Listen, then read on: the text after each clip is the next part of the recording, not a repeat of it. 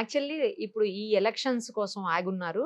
MP elections కోసం. లేదు అంటే ఆ తర్వాత అతి త్వరలోనే మీ పార్టీ వాళ్ళు కావచ్చు, లేతే బీఆర్ఎస్, బీజేపీ కావచ్చు. ఇద్దరు కలిసి అయినా సరే మొత్తాన్ని కూలగొట్టేస్తారు గవర్నమెంట్ అని చెప్పేసి చాలా రకాలైనటువంటి పుకార్లు వినిపిస్తా ఉన్నాయి. ఈ మీరు విన్నారా? పుకార్లకేముంది విన్నాం ఈ కథలన్నీ గానీ, ఇవన్నీ పుకార్లే. వాటికి మనం జవాబు చెప్పడం కూడా టైం వేస్ట్. ఎందుకంటే ఎవ్వరు అంత తెలివి తక్కువోళ్ళు గాదు గవర్నమెంట్‌లో. మేమేమి అంత తక్కువ అంచనా ఎయనక్కర్లేదు. అంతకుముందే అన్నారు, ముందాయన సీఎం అవ్వరన్నారు.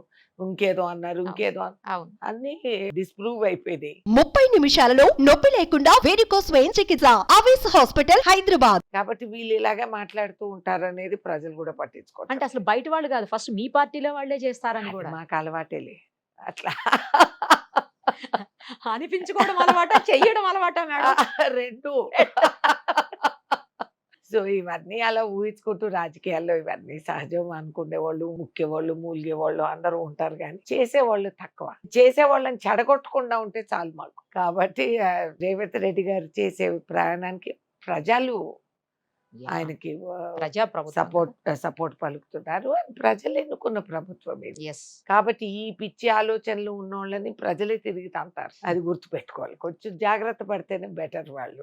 ఒక్కసారి ఎన్నిక దగ్గరికి వద్దాం మేడం. అందరూ కూడా ఏమంటున్నారంటే ఇంత భయంకరమైనటువంటి వ్యతిరేకత లేదు బీఆర్ఎస్ మీద. అలా ఉండింటే 20 లోపు సీట్లకు పరిమితం అయిపోవాలి. వీళ్ళకి 80 పైన రావాల్సి ఉంది. వాళ్ళు 39 వచ్చినాయి, వీళ్ళకి వచ్చింది కూడా 64. పెద్దగా తేడా ఏమి లేదు. అంటే గవర్నమెంట్ ఫామ్ చేయడానికి కావాల్సినంతగా దగ్గర ఫిగర్ మాత్రమే ఉంది. సో అంత తీవ్రమైన వ్యతిరేకత అయితే కనిపించట్లేదు. కొంతమంది క్యాండిడేట్ల మీద వ్యతిరేకత తప్పించి అది ప్రభుత్వ వ్యతిరేకత కాదు అని కొంతమంది విశ్లేషకులు అంటున్నటువంటి సంగతి. అవ్వచ్చు, అన్ని విధాలుగా ఆలోచించవచ్చు, ఊహించుకోవచ్చు, కాదంటలేదు. మీకు అంత తెలిసిన వాళ్ళు మరి ఆ క్యాండిడేట్స్ ఎందుకు పెట్టారు? 10 సంవత్సరాల్లో మీ వ్యక్తులు ఎవరు, ఏం చేస్తున్నారు గ్రౌండ్ లెవెల్లో అనేది మీకు ఇంటెలిజెన్స్ ఫెయిలియరా? ఎందుకు మీకు గ్రహించుకోలేకపోయారు? ఆ వ్యతిరేకత ప్రజల్లో ఏదైతే ఉందో మేము అనుభవించిన నరకాలు మాకు తెలుసు కాబట్టి. ఓకే. ఖమ్మం జిల్లా లాంటి జిల్లాలోనే జరిగిన అరాచకాలు, ఆయన కేటీఆర్‌కి బిజినెస్ పార్ట్నరు, ఇద్దరు కలిసి మెడికల్ కాలేజు, ఈ డ్రామాలన్నీ రాజకీయాల్లో రహస్యాలు ఉండవు, అన్నీ బయటకు వస్తాయి. కాబట్టి అందరికీ చూసి అసహించుకునే పరిస్థితి. ఇక్కడ సిటీలో గెలిచారు అని అంటే కేవలం మాది క్యాండిడేట్ రాంగ్ చాయిస్. ప్రజల్లో మాకు ఉంది. ఓకే. తక్కువ సమయంలో కేటాయించడం కొన్ని ఫాల్ట్స్ మావి ఉన్నాయి, కాదంటలేదు.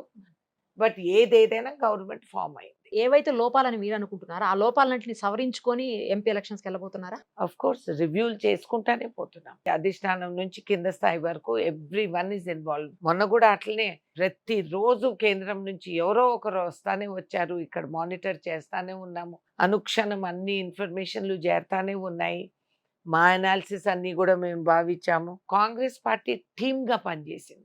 ఒక ఛాలెంజ్ నాది, కాంగ్రెస్ పార్టీ కలిసికట్టుగా పనిచేస్తే కానీ ఎవ్వరికి సత్తా లేదు, ఎదిరించే సత్తా.